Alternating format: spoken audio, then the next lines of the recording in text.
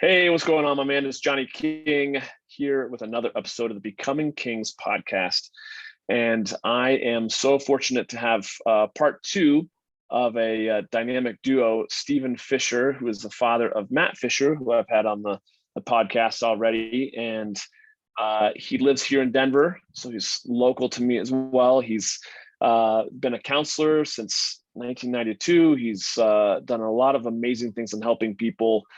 Over 25 years of experience with families and individuals and group counseling and all the things. We're going to jump into so many different topics, but really also they've got a new book that's coming out, and we're going to talk about his experience of Matt's experience of drug addiction and everything else, and what that's like from a parent's perspective. So Stephen, thank you for being on the podcast. It's a privilege to have you on. Johnny, thank you for having me here. It's great to be here.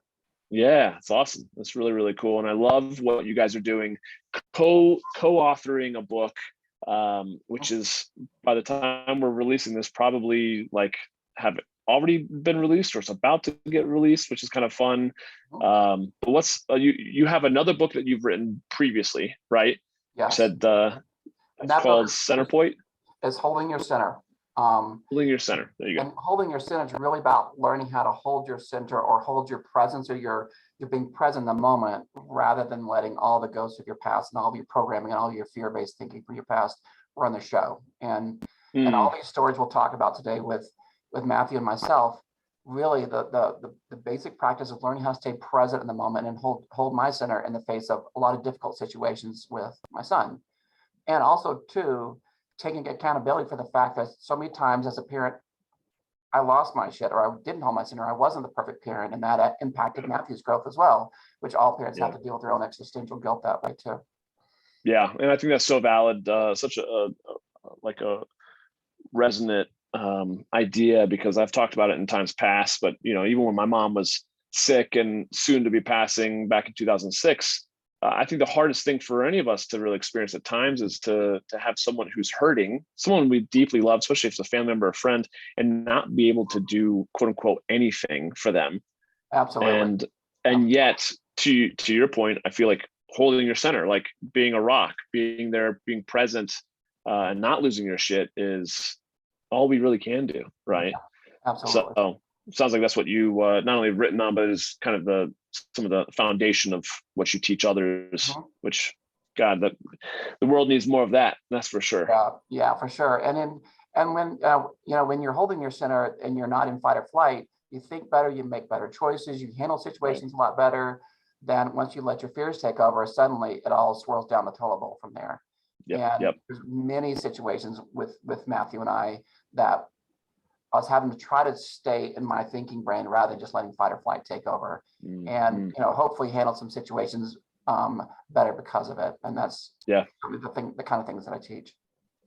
Well, and walk me through some of the things, because I got that. I just feel, imagine it's such a challenging situation to be in, just as, like I said, as a parent, as a husband, as a human being, to be in the work that you're doing. That you've been doing for most of your professional career, but then to have one of your children spiraling out of control and feel like, how did this happen? I thought, I would think my imposter syndrome alarms would go off and be like, I'm supposed to be teaching this, supposed to be good at this. What's going on? And whether it be shame or whatever else. But what were some of the, if you can kind of just talk about where the book leads in terms of the stories you tell, or kind of a little bit more from your perspective of what you experienced with Matt's experience through drug and alcohol and everything else that he got into as a teenager. Yeah, absolutely. So the title of the book is Light Shines to the Broken Pieces, A Father and Son's Journey to Healing. And Matt came up with that title because I think it's a good metaphor for, just feeling like the brokenness of all the pieces of his life and of our life as a family in the middle of all that. But there's still light shining through it. Like at the core of who we are as a human being is a goodness. And that goodness in Matt was always there. And I always saw that through all the worst of the situations. And it's being able to see the good in your children and in other people in the middle of these really difficult situations. I think that brings an element of healing and helps you hold your center and helps you be more present in the face of it, not just think, oh my gosh, the world's all screwed up, or my kid's all screwed up, or I'm just all screwed up, and that's the final truth, because it's not the final truth, even though some situations can feel like it. So, for example, to answer your question, some of those situations were like, when Matthew was about 18 or 19 and he had a bad acid trip with some friends, and he called us at 1 o'clock in the morning to go pick him up. And when we found him, he was on the phone with my wife all the time, and he was, tripping hard and trying to direct her across town. We were somehow found him, and it was, 1:30, 2 o'clock in the morning by this point, and he was like shivering the cold. It was snowing outside. He was sitting in his car without his keys, because the girl in the apartment where they were tripping had kept the keys because she didn't want to drive, and he was just shivering with no shoes, flimsy t-shirt, and jeans, and in the car in the snow. And we looked at the relief on his face, which is so like, oh my God, thank God you're here. And then when I was driving him home, he kept on saying, Dad, the love is all gone. Where did it go? Where did it go? I said, Matt, it's right here. It never left. And that moment, just the profound tenderness, but also the poignancy and just feeling hurt for your son, because there's nothing I could do to help him feel better in that moment, except just to be there with him. And in the being with him there, we did make a difference for him. And he'll tell you that. He'll tell you that kind of thing changed his life. But in the moment, there's nothing I can do. I'm completely powerless. And with my son completely in the middle of a really bad trip and just freaking out and telling me there is no love. And that's the hardest thing for any parent to hear, but just trying to be present with him and love him in the face of that. And so in that story, we got home a little while later, and then he was still tripping hard. So we put him in a pallet at the foot of our bed, and it was like 3 o'clock in the morning by this point, and we're just exhausted. So we're asleep. 40 minutes later, we just wake back up and he's gone. And it was like, damn, where'd you go? So we looked around, and we found him meditating under a tree across the street. So he was getting to a little bit better experience at that point in time. And then, after that, the whole next month, he was in a really dark place. As a parent, you're just so scared for your child, and that feeling of helplessness and powerlessness, but still just showing up for him was the best we could do. So that's one story among many stories. When I interviewed him, that seems to be one of the kind of the story that is the catalyst or the pivot point for where his journey starts really stepping into healing, and him really realizing like he can't keep doing this, but it's interesting to hear you say too, though, like that the next month, it's not like, okay, from there, everything's, sunshine and roses. It really was a very dark month as he continued to kind of probably face his demons, and you guys all doing it together. But man, I just got to imagine so many people don't make it out of that, especially once they're really going down that road. They don't have the support, they don't have the love, and they don't kind of pull out of that nosedive. And it's again, I'm blessed to be able to talk to you guys from this perspective of saying like, yeah, I mean, the healing never ends, right? The journey of healing never ends, but you guys have certainly turned your mess into a profound message, which is really, really powerful. Yeah. So it's when did you start to notice things were going awry? Was he a teenager? Was he even younger? What do you think that was? Well, so Matthew is a redhead. He's a fiery redhead. He's got all the stereotypical characteristics of the fiery redhead. He came out of the womb that way. He was always very intense temperament, which is such a beautiful, because he could connect in such a profound, emotionally connected way, even as a little kid. But then he'd have these really strong emotional reactions, and he had that temperament to begin with. And so we noticed that early on. And then he was not quite 2 years old when his twin brothers were born, and he was knocked off the throne big time. And he wanted to throw them in the trash because they took away all his attention from us. And then that was really hard for him. And then so we were struggling through years and years of their conflicts with him feeling, like they were taking his attention away. And then he started getting healthy with that, probably 15 or 16. But before that, he was really, really hard on him. Like when he was like 12 or 13, I was having the grand opening of my counseling office in the Denver metro area, and he was with my other sons and another friend in the parking lot. And he beat up one of my other twins in the parking lot during the grand opening of my counseling office. Now, had to sort through all that, but those, that's how it all evolved to the teenage years. And the feeling, like you talked about, the feeling of imposter syndrome, or the feeling of shame, or the feeling of, how can I continue to do what I do when this happens in my family? And those, but honestly, none of that was really important in the face of my son's pain. Yeah. What was really important was being there for all my sons, both of my twins and for Matthew. And what was really most important on our agenda was the love that we share as a family, and learning how to find that, and how to talk about the issues and deal with the issues honestly and directly, but really get back to the core truth of love, which is at the heart of every human being. And I think that's probably the biggest message that had Matthew pull through all these years of his struggles with emotional struggles, with really intense emotions, plus the substance abuse and everything else. It was that consistent message of who you are is a good person, and who you are is a human being, and who you are is a loving person. He heard that message from us over and over again, even while we're having to set boundaries or to do things when he was acting out. And I think that message of love is trite, but it's really true. I think that's probably the main message he got from us over the years, that helped him pull through all that. Yeah, gosh, and I feel like that's probably at the basis of a lot of our deeper, darker fears, is that maybe that we're not worthy of love, or that we're not enough, right? Right. And to have that continually being reinforced with like, no, you are loved and you don't have to earn it. It's just, you're right. And I think that's, to your point, really what did probably pull him through. So, and not only is he loved, but he's a good human being. Even though he's acting poorly, he's making a lot of poor choices. He's got some real character defects that are causing him to make the same poor choices over and over again. He's still a really good person. He's still the same amazing, wonderful human being today that he always was. He's just learning how to handle himself a lot better now. How is, especially in those formative years, how do you go about, gosh, and I got to imagine at some point you started to recognize or sense that he was abusing some type of substances. How do you even work, especially coming from your position of being a counselor? How do you work to give an up and coming adult, a teenager going through all the various hormones and all the other things that we all have experienced going through teenage years, the tools to handle one's emotions and to work through life, without losing your shit, because I think that's, we all struggle with that even as adults. Sure. So from a parenting point of view, I really like, there's some popular parenting programs out there. One of them is Love and Logic. And I really like the theme or the presence or the basic message of that, which is you have to have that love that we just talked about, but you also have to have logic, which is rules, structures, boundaries, and there are consequences for your actions. And you have to have consequences and boundaries and limitations, but you want to do that in a loving manner.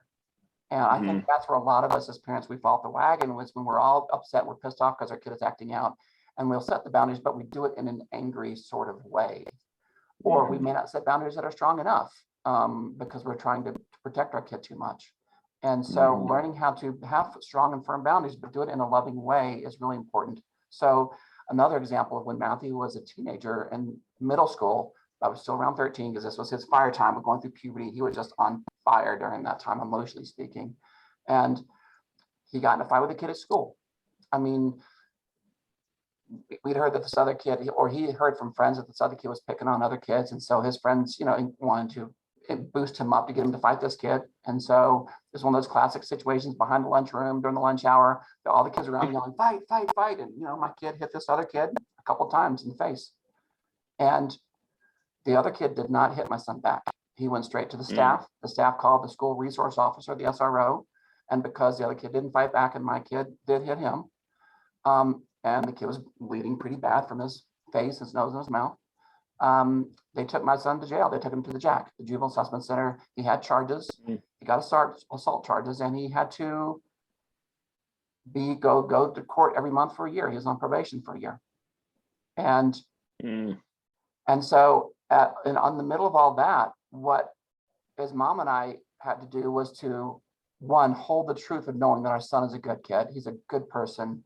and we love him and he loves us. At the same time, there are absolute consequences for his choices, and he needs the full consequences of his choices.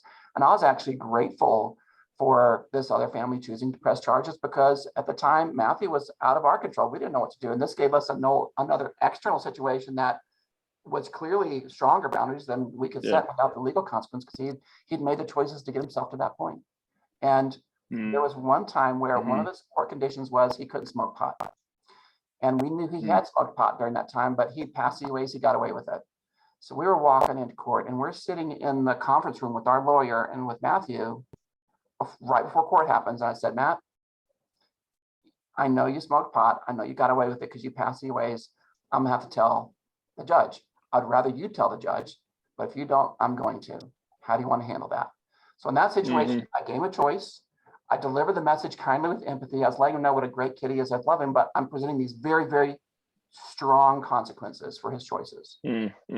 Was it right or wrong? I don't know. It was the best I knew how to do at the time. Are there times I may come on strong or not strong enough? Probably. I'm a good parent. Am I a great parent? No. Well, I am a great parent, but am I perfect? Absolutely not. Do I make mistakes? Absolutely. But that seemed the best thing for me to do at the time. And he went and he told the judge, and even our lawyer was telling us, Steve, don't do it. Don't do it. But I said, no, I got to do it. I'm sorry. This is the right thing to do. And those kind of strong boundaries helped Matthew to start to learn some limitations and learn from consequences if he wasn't going to listen to us trying to connect them in a positive way. So I think as parents, having those strong boundaries and consequences without delivering the message in an angry manner is really, really important, and focusing on the love while the hammer is coming down. Right. And I think that's correct me if I'm wrong, I feel like that's a clear indication of you and your wife having done a lot of work and healing and self-introspective work like yourself, such that you, like you said, the imposter syndrome stuff and the guilt and the shame, I'm sure it was being triggered a lot, but I do feel like a lot of times people get angry and reprimand their children really because they're triggering their own insecurities of like, how have I failed my child, but they take it out on their child versus doing it with love. And all that does is communicate to the child that they're not loved and they're not worthy and they're not enough. Right. Exactly. And that's the most important thing too. Are we disciplining our child because of our own fears, or because we know it's the right thing to do? And not just discipline, but how we do it.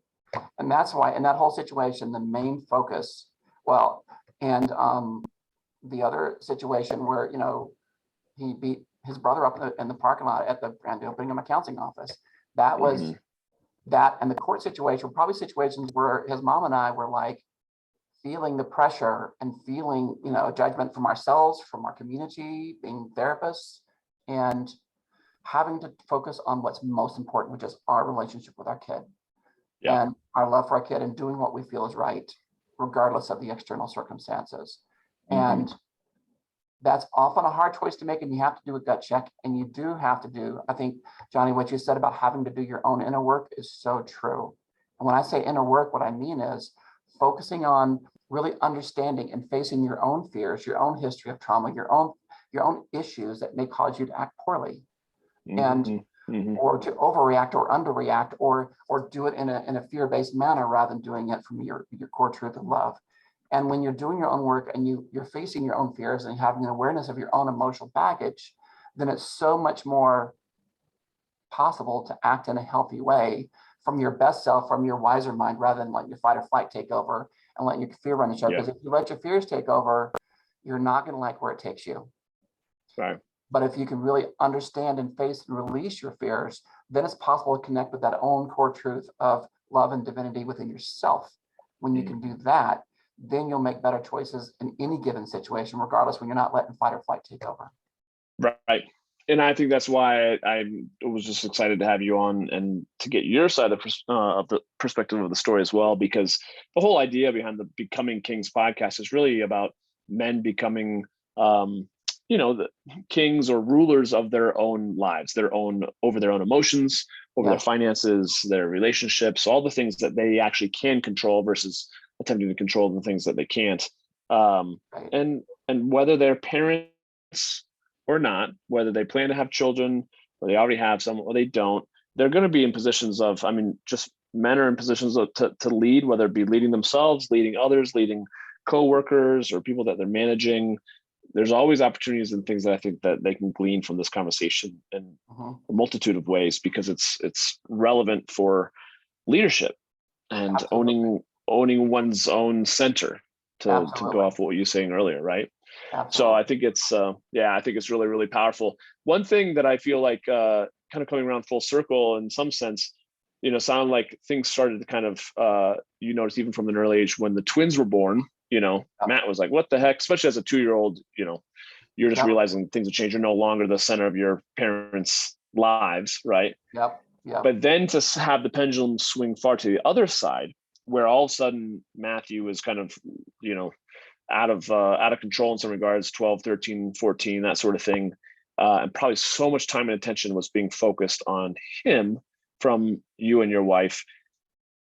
Were you, I imagine you were, but this is kind of a leading question. How did you make sure that you're still there for your twin boys as well? Because that can leave some PTSD or some other. Absolutely.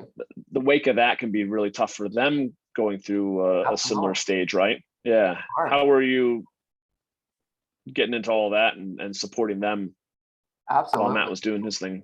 So there's another book I wrote about that called The Joy of Fatherhood, which is when they were kids and all the stories of those kinds of things. And and it's always hard to do that. Now, so I'm just going to back up to the teenage years again. When Matthew was probably 15, 16, 17, a little older, after he beat up his brother, he was really ashamed, felt a lot of shame, and he started to change. He started to get healthier. And when he was like 16 or 17, he was really apologizing to our twins. And and at that point, they're like, well, screw you, dude. You've been horrible this all these years. And now you're getting healthy on me. Well, I've had enough. I don't want to be part of that. And it took my twins a couple years to really forgive him and to let it go. And he just apologized over and over again. And after a couple of years, they did let it go. And they're really great friends today. But it took them a while to get there. And that was always on me and their mom's mind. How do we support the twins through all the very, very difficult situations?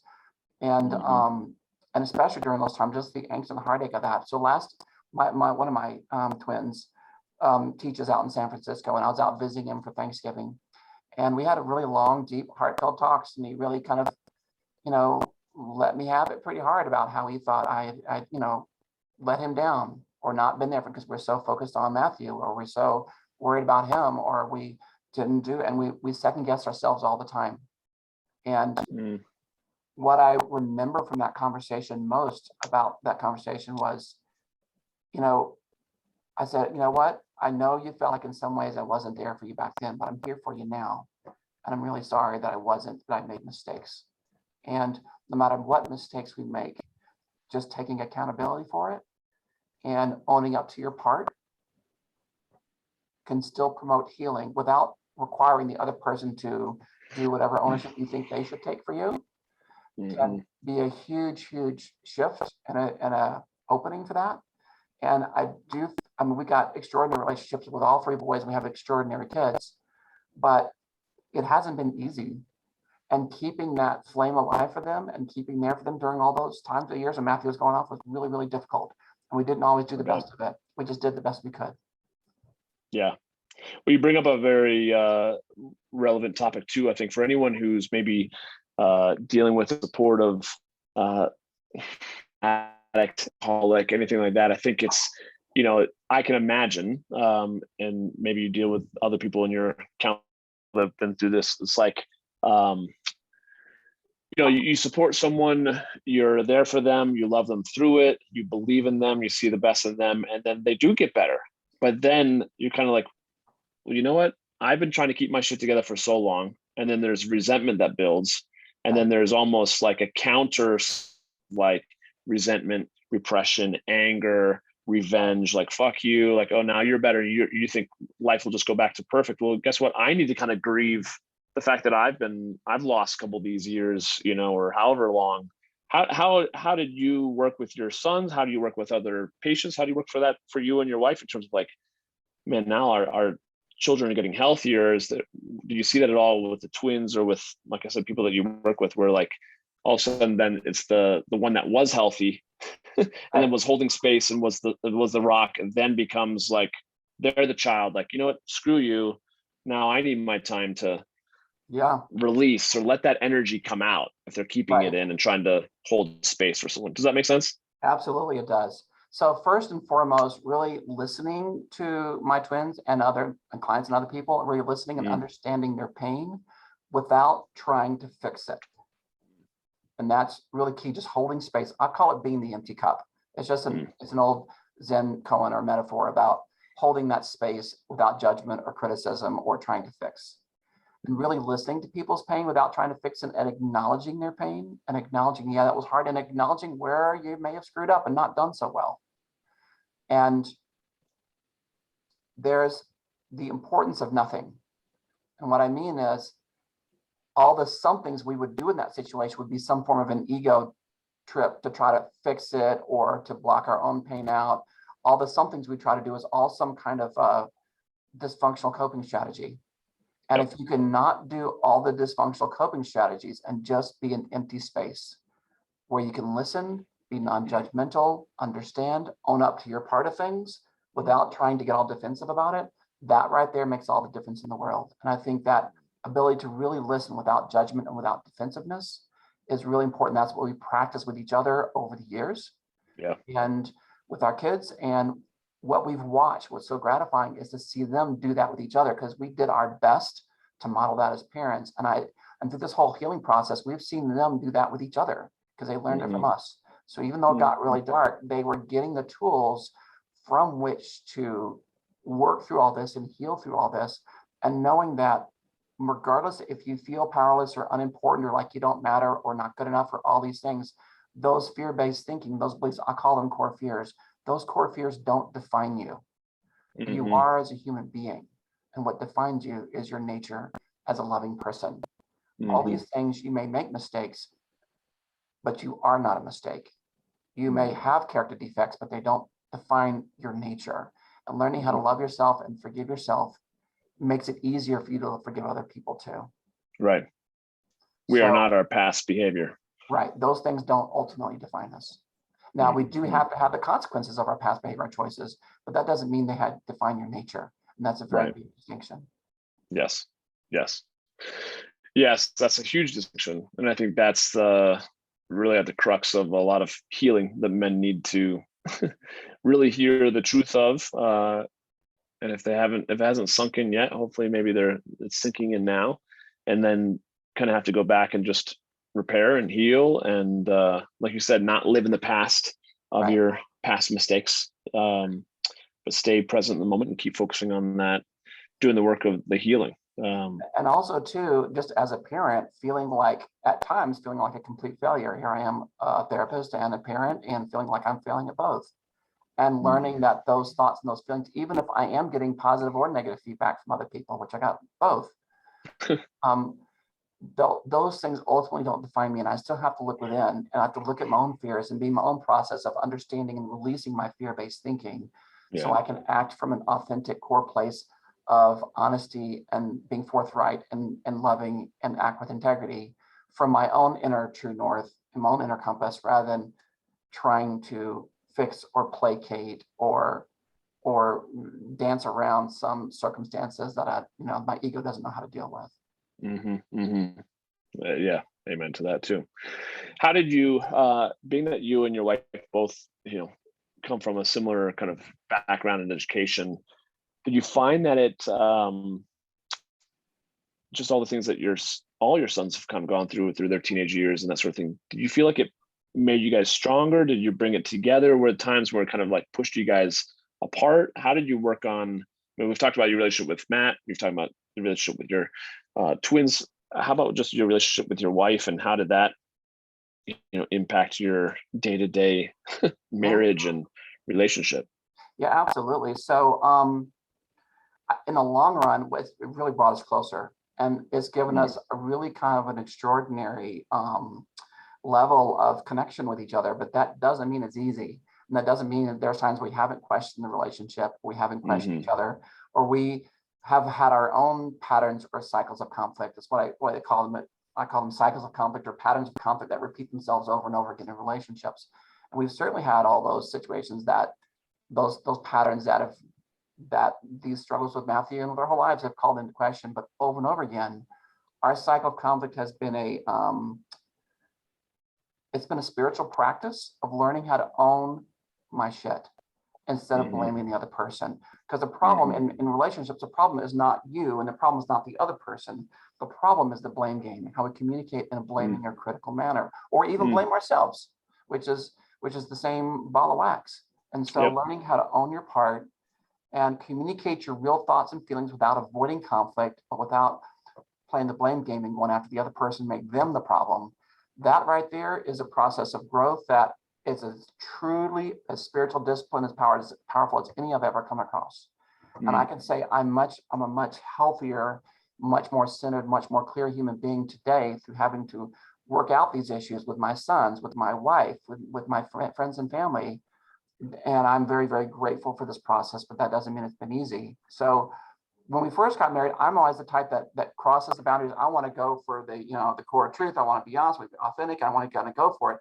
And I'm, especially when I was younger, I didn't have as much respect for people's fears or concerns or boundaries. I wasn't afraid to kind of cross the social lines or just to do what I felt was real. And my wife has deep respect for people's boundaries. And so we'd be at a dinner party and I'd be like bringing up all these deep subjects that were probably a little bit much for the situation. My wife's under the table stepping on my foot, like, shut up. It was like, because she was feeling uncomfortable because I was being a little too out there in social situations. And so we've had to work at our own differences and both kind of come to the middle, me to learn a little more respect for the social norms and conventions and people's boundaries, and my wife to learn how to swing out there and be real and to put it out there a little bit more and to, and we've both really learned a lot from each other that way. And we've grown a lot together. And I feel incredibly blessed to have such an extraordinary relationship with such an amazing person as my wife after 27 years of marriage. But, and I feel very blessed, but that doesn't mean it's been easy though. Right. Well, I feel like the bigger the emotion that is repressed, suppressed, typically the more intense the coping mechanism. If it's not just one glass of wine, it's a bottle of wine. It's drinking all the time. It's drugs. It's pornography, gambling. But I do feel like never having really been a major substance abuser personally, I will say, though, that I've really struggled over the years, over my lifetime, through kind of apathy and numbness or rage, and just kind of vacillating between those two extremes because of how much anger I've repressed over the years, And so for me, sometimes it leaks out of me. Sometimes, and this may not be in your situation or your instance, but for me, sometimes I overshare because I don't actually have a healthy way of expressing what's going on, and it just comes out. And then after the fact, I beat myself up, be like, why did I say that? Like, what the heck? But I think it all goes back to the point that I'm trying to make, which is, giving, whether it be teenagers, children, adults, and I preach this a lot on the podcast, especially with these men who I contact with who just have so much anger pent up, and they're keeping it always down because they don't really feel like they're allowed to express it, or they don't know how to express it without being violent. But what are things that you teach or, support your clients with, or support yourself and your boys with, in terms of how to effectively and healthfully get emotion, whatever emotion that is, that a lot of times we keep inside? How do you get it out so that it doesn't turn violent or negative? Right. So first of all, I just want to say, having had to been through this process and learn how to deal with my own anger, and Matthew had to learn how to deal with his. There's a story Matthew tells. I don't know if he told you on his podcast, but when he was working at a rehab center, he was dealing with a guy who was coming off of meth. And the guy was intense and aggressive, and everybody else in the building was kind of crouching behind the walls and the corners. And he was able just to really fully be with this guy and just sit down on the stairs with him and just talk to him. And the guy was like threatening and angry and threatening to leave and to, try to go to get a kitchen knife out of the kitchen. And it was really intense. And because of what he's been through, He's able to hold his cool, be completely calm and centered with this person until after about 15 minutes, this guy's completely calm. And he's got that gift now because he's been through it. He's learned how to come in touch with his own anger, and he's really learned how to kind of heal it. So that's absolutely, learning how to deal with your own anger is so important. But when you do, it also gives you real gifts of how to be with other people in those places in a non-reactive manner.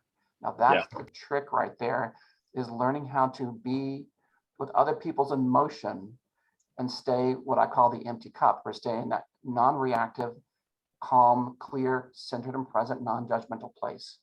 So if I'm working, with couples, or the father or the mother's angry, if I can really be with those people and them feel not judged and feel really understood for their point of view, people come down every single time. So my personal story, my grandmother on my mother's side was an alcoholic.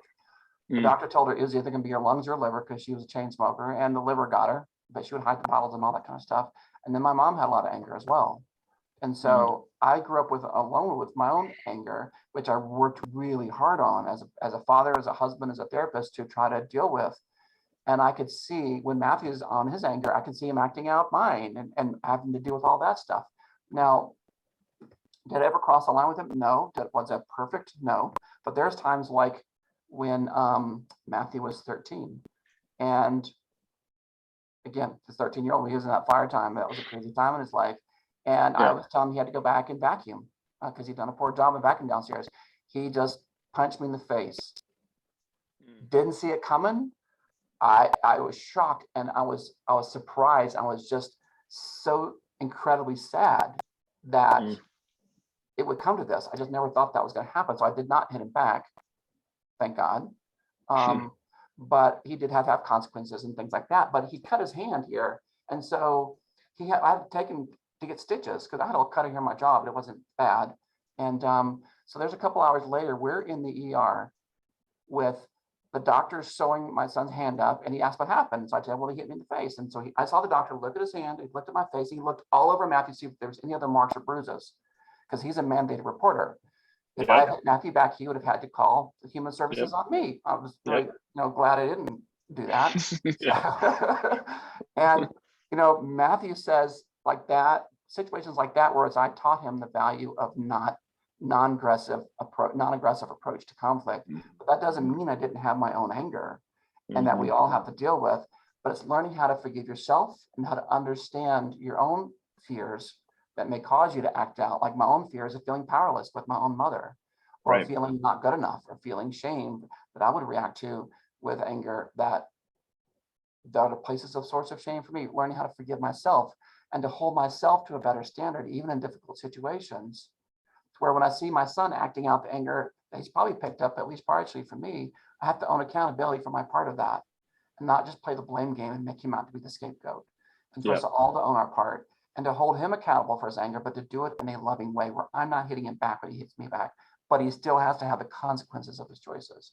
And that right there has been huge, to learn how to forgive myself and others for this anger. And so it's really, to answer your question, the fundamental part of healing this anger is to be in that clear, non-judgmental space that I call the empty cup, for yourself as well as for others, and to learn how not to define yourself by your character defects, but to give yourself a break and to realize that you're a good person, even though you make bad choices.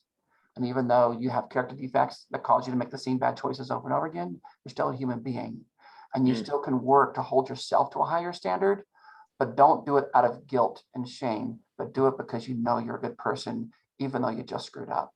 And then you do that over and over again. And you have to keep on putting your pants on every morning, one leg at a time, and doing the best you can every day, even though you may be beating yourself up. I think that's, there's so much gold in what you just said, because for me, I've learned that too, where I realized, okay, a big part of a healthy expression of my anger or my emotions for me, which a lot of men don't do, and I didn't either until I started to really get into this work as well, is communication, communicating, getting it out, right? Yes. However, I didn't fully realize that, because I didn't, even with communicating, I wasn't necessarily feeling like I was making a whole lot of progress. And I realized I was falling into the kind of the recycling of emotions because I was attaching the communication with so much self-judgment, to your point. Right. So much self-judgment. I was beating myself up. And even though I was expressing or getting these emotions out, they weren't really getting out. They just kind of were spinning inside me, which was even getting more frustrating and more angry, because I didn't know what to do. But again, going back on full circle, which you guys have been doing with your children, is so important, which is like just coming from a place of love. You are worthy and you are a great person, and you're not defined by your past behaviors. And man, if we could all do that, even with our own self-talk, I think we'd all, as men and women, all be better versions of ourselves. But I think that's a big part of it, right? Absolutely. And learning how to express and get it out is important, but how are we getting it out? Are we just playing the blame game and either blaming others or blaming ourselves? Because that's a toxic way of expressing anger that's just going to dig the hole deeper. Agreed. But are you able to express your feelings without blaming yourself or others, but these are still your feelings, and be able to express those feelings in a way that actually moves the ball forward, not shuts the conversation down. And when you can express your feelings while you're owning responsibility for your feelings, instead of saying the world or these other people or something else is to blame for my feelings, that's where the healing process can happen. It's really owning responsibility for all of your experience and all of your feelings. Yes, they are your feelings, but that doesn't mean they're somebody else's fault. That doesn't mean they're the fault of the world or the politics of today or God knows what. We are responsible for our own feelings. That doesn't mean we are to blame for our own feelings. Those are two. Responsibility and blame are two very different things. Responsibility means you did it and you have to accept the consequences of it. Blame means not only you did it, but therefore you a bad person because you did it. And that's a whole different ballgame. Right. That definitely drops more below the line, even into the shame, which so many guys struggle with as well. Right. Like you are a bad person, and that's that's a really, really tough place to be. But I was thinking too, if I were a listener of this episode, even 5 years ago, I can imagine myself being in the shoes of like, I'm intellectually understanding what you and I are talking about. Right. But to your point too, of like, you've got to put on your pants one leg at a time, and it's just repetitions. It's like going to the gym. You have to do it over months, if not years, to the point where you really can embody that self-love, love for others, right? Otherwise, you're just kind of going through the motions, and it intellectually clicks, but operationally, it's not actually embodied, right? You just keep on doing the next right thing and the next right thing and the next right thing, the next right thing over and over again until it becomes your new normal.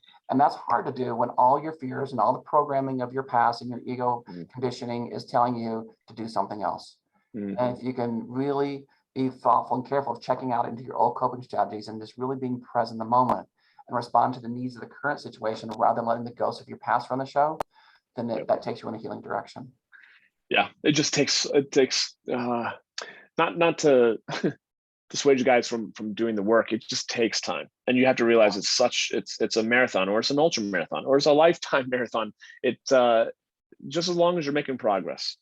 I think for men to detach from like, oh, when I get to the end, once I heal myself, like, man, I don't know if the journey ever ends. And quite frankly, it's just fun to actually get into it and realize there is so much space for other people when we can get ourselves out of the way through our own loving and of ourselves and forgiveness of ourselves, and we can forgive and love others more deeply and allow us to be better husbands and fathers and people of the community, right? Absolutely. So it's such a powerful conversation, it's such a powerful message you guys are putting out there, and it's really cool, like I said, to have your perspective, both of you guys' perspectives, but then to have it kind of coupled into the book. So like I said, I know as a recording of this, the book's not out yet, but by the time we put it out, the book will be available.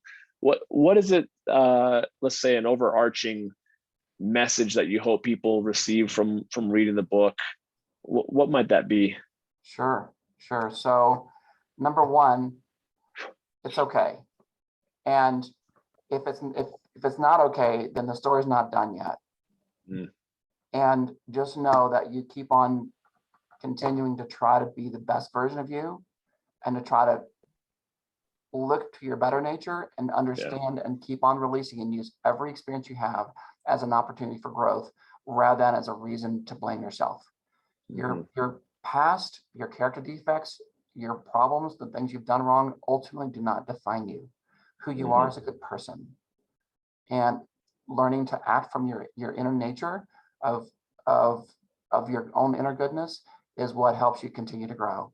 And all these stories, they're so near and dear to my heart. They're so tender, and they're so touching, and they're so beautiful and so raw in so many ways that I wouldn't trade it for the world. And it's made me the man I am today. And I wouldn't trade any of it for the world. I wouldn't trade a bit of it.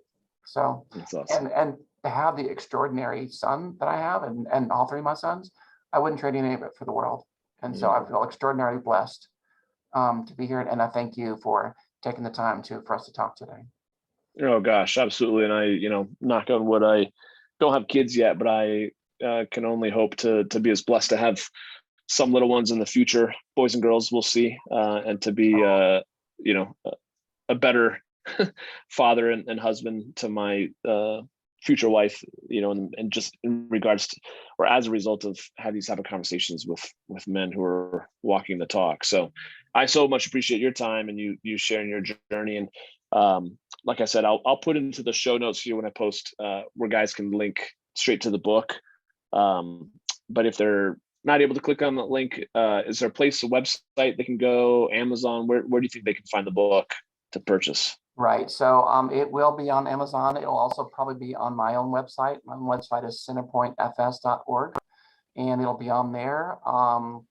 And it'll be coming out in bookstores. So I'm not sure all the venues, but it will certainly be on all the main ones that you're looking for. Love it. So love it. Well, those that are listening can probably just go to my Instagram and connect to your book that way as well, because I'm sure I'll be promoting it also. But thank you again, Stephen, so much for your vulnerability, your honesty, your just so much kind of sage wisdom in what you've been through. Like you said, it's not been the easiest of roads that you've traveled by any means, but it's so nice to see that it's always worth it, and to be a stronger version of you, a more healed version of you, because you've taken responsibility. It's really, really powerful. So thanks for being on. Really appreciate you. Thank you, Johnny. Absolutely. Thanks, guys, for listening. Definitely go check out Stephen and Matt Fisher's book. It's available, I believe, as of the recording, or I should say the releasing of this podcast.